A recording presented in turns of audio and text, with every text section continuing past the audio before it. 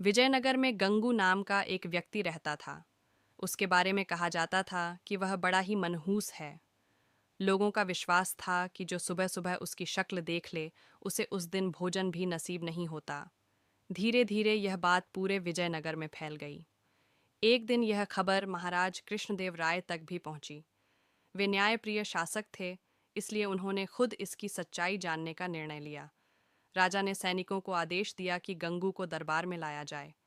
जब गंगू को पेश किया गया तो महाराज ने उसी रात उसे अपने शयन कक्ष में सुलाने का आदेश दिया, ताकि सुबह उठते ही वे उसकी शक्ल देख सकें। अगली सुबह जैसे ही महाराज की नींद खुली, उन्होंने गंगू का चेहरा देखा।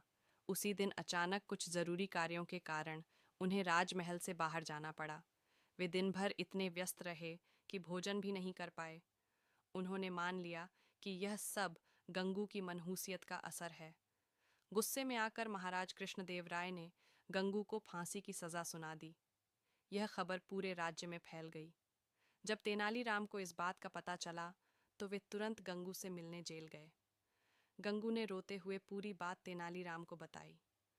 तेनालीराम ने उसे सांत्वना दी और कहा, जो मैं कहूँ वैसा ही करना। अगले दिन जब गंगू को फांसी दी जानी थी, उससे उसकी अंतिम इच्छा पूछी गई। गंगू ने कहा, मैं महाराज से मिलकर कुछ कहना चाहता हूँ। यह सुनकर महाराज स्वयं उसके पास आए और बोले, बताओ गंगू, क्या कहना चाहते हो? गंगू बोला, महाराज, इस राज्य में मुझसे भी बड़ा मनहूस व्यक्ति है।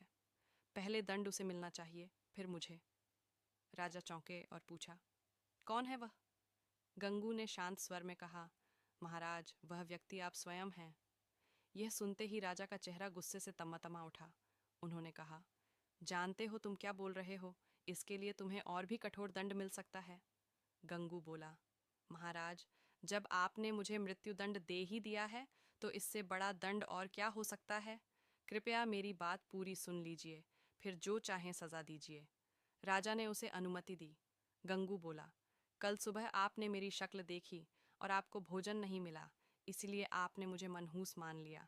लेकिन उसी सुबह मैंने भी तो आपकी शक्ल देखी थी और मुझे तो सीधा फांसी की सज़ा मिल गई। तो अगर देखा जाए तो आप मुझसे भी बड़े मनहूस निकले। राजा कुछ क्षण के लिए चुप रह गए। फिर उन्हें अपनी गलती का एहसास हुआ। उन्होंने तुरंत गंगू की फांसी की सज़ा रद्द कर दी और उसे क्षमा कर दिया। राजा ने गंगू से पूछा, यह विचार तुम्हें कैसे आया? गंगू ने उत्तर दिया, महाराज, यह तेनालीराम की सलाह थी। राजा ने गंगू को इनाम देकर विदा किया और तेनालीराम को दरबार में बुलाकर उनका धन्यवाद किया।